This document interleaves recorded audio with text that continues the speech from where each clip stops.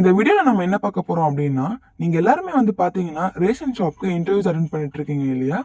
So அந்த இன்டர்வியூஸ்ல என்னென்ன கொஸ்டின்ஸ்லாம் கேட்டிருந்தாங்க அப்படின்றத ஆன்சர்ஸோட நம்ம இந்த வீடியோல பார்க்க போறோம். சரி வாங்க வியூவர்ஸ் பார்க்கலாம். ஸோ முதல்ல பாத்தீங்கன்னா செல்ஃப் இன்ட்ரடக்ஷன். ஸோ உங்களை பத்தி கேட்டிருப்பாங்க. உங்களை பத்தி நீங்க சொல்லுங்க அப்படிங்கிற மாதிரி கேட்டிருப்பாங்க.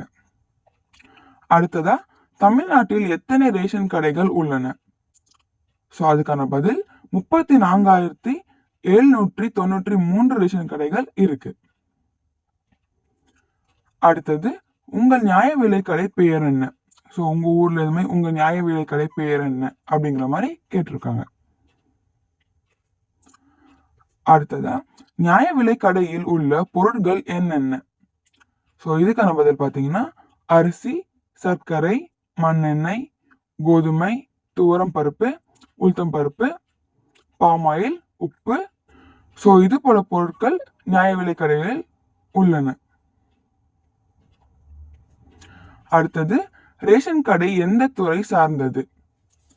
இதுக்கான பதில் பார்த்தீங்கன்னா கூட்டுறவுத்துறை. ரேஷன் கடை கூட்டுறவுத்துறையை சார்ந்தது. அடுத்தது ரேஷன் கார்டு வகைகள் என்னென்ன? ஸோ அதுக்கான பதில் பார்த்தீங்கன்னா PHS ப்ரையாரிட்டி ஹவுஸ் ஹோல்ட் என்று பொருள். அடுத்தது PHSAAY priority household Antyodaya Anna Yojana card என்று பொருள். NPHH நான் ப்ரையாரிட்டி ஹவுஸ் ஹோல்ட் என்று பொருள். NPHHS non priority household state subsidy. NPHHNC non priority household no commodity. அடுத்தது ரேஷன் கடை பற்றி உங்கள் கருத்து சொல்லுங்க அப்படிங்கிற மாதிரி கேட்டிருக்காங்க. அதுக்கான பதில் நமக்கு தேவையான பொருட்கள் மிகவும் விலை மலிவாக கிடைப்பது ரேஷன் கடைகளில் தான். அது மட்டும் அல்லாமல் மக்களுக்கு இலவசமாக அரிசி கிடைக்கிறது. இந்த சலுகையானது தமிழக மாநிலத்தில் மட்டும்தான் இருக்கிறது என்பது குறிப்பிடத்தக்கது. மறைந்த முன்னாள் முதல்வர் கருணாநிதி அவர்களின் ஆட்சி காலத்தில் 1 கிலோ அரிசி ரூபாய் 1க்கு வழங்கப்பட்டது.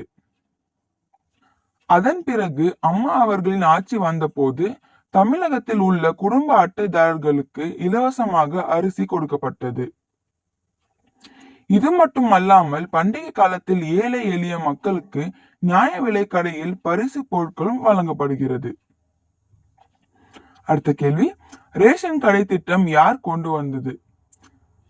பதில் கலைஞர் ஆட்சியில்தான் பொது விநியோக திட்டம் PDS தொடங்கப்பட்டு நுகர்பொருள் வாணிப கழகம் மற்றும் கூட்டுறவு சங்கங்களின் மூலம் குடும்ப அடையாள அட்டையை ஆதாரமாக கொண்டு ரேஷன் பொருட்கள் விநியோகிக்கப்பட்டது. அடுத்தது ரேஷன் கார்டு என்றால் என்ன? ரேஷன் கார்டு என்பது அந்தந்த மாநில அரசுகளால் வழங்கப்படும் அதிகாரப்பூர்வ ஆவணமாகும். இந்த அட்டையின் உதவியுடன் தேசிய உணவு பாதுகாப்பு சட்டம் NFSA 2013 படி தகுதியுள்ள குடும்பங்கள் மானிய விலையில் உணவு தானியங்களை வாங்கலாம்.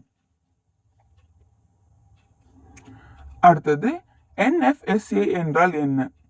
நேஷனல் ஃபுட் செக்யூரிட்டி ஆக்ட், தேசிய உணவு பாதுகாப்பு சட்டம், இம்ப்ளிமெண்டட் ஆக்ட் 2013 ஆண்டு. தமிழ்நாட்டின் மக்கள் தொகை அதிகம் உள்ள மாவட்டம் எது? சென்னை மாவட்டம். தமிழ்நாட்டில் மக்கள் தொகை குறைவாக உள்ள மாவட்டம் எது? இதுக்கான பதில் பெரம்பலூர். கல்வி அறிவில் தமிழ்நாட்டில் முதல் மாவட்டம் எது? இதுக்கான பதில் கன்னியாகுமரி. தமிழகத்தில் எத்தனை நகராட்சிகள் உள்ளன? இதுக்கான விடை 138 நகராட்சிகள். தமிழகத்தில் எத்தனை மாநகராட்சிகள் உள்ளன? இதுக்கான பதில் 25 மாநகராட்சிகள். தமிழ்நாட்டின் தலைநகரம் எது? சென்னை. இந்தியாவின் தலைநகரம் எது? டெல்லி. தமிழ்நாட்டில் புதிதாக சேர்க்கப்பட்ட மாவட்டங்கள் யாவை? இதுக்கான பதில் மயிலாடுதுறை மற்றும் கள்ளக்குறிச்சி. அடுத்தது, நீங்கள் முந்தைய வேலையை விட்டதற்கான காரணங்கள் என்ன? சோ இதுக்கான பதில் பாத்தீங்கன்னா, சோ நீங்க உங்களோட ஓன் ரீசனை சொல்லணும். அடுத்தது, ஸ்மார்ட் கார்டு எங்கே அச்சடிக்கப்படுகிறது? அடுத்தது, ஸ்மார்ட் கார்டு எங்கே அச்சிடப்படுகிறது? இதுக்கான பதில் மாவட்ட அளவில். இந்தியாவின் தேசிய கீதத்தை எழுதியவர் யார்? ரவீந்திரநாத் தாகூர். இந்திய தேசிய கொடியின் நிறங்கள் என்ன? இதுக்கான பதில் சாஃப்ரன், ஒயிட் மற்றும் கிரீன். அடுத்தது, உங்களுடைய சூப்பரிண்டென்டென்ட் ஆஃப் போலீஸ், அதாவது எஸ்பியோட பேர் கேட்டிருக்காங்க. அடுத்தது, எந்த ஆண்டு ஸ்மார்ட் கார்டு தமிழ்நாட்டில் அறிமுகப்படுத்தப்பட்டது? இதுக்கான பதில் 2017. அடுத்தது, டிஸ்ட்ரிக்ட் ஐஏஎஸ் நேம் சொல்லுங்க. சோ டிஸ்ட்ரிக்ட் வைஸா இருக்க ஐஏஎஸ் ஓட பேர் கேட்டிருக்காங்க. அதுக்கான பதில சொல்லணும்.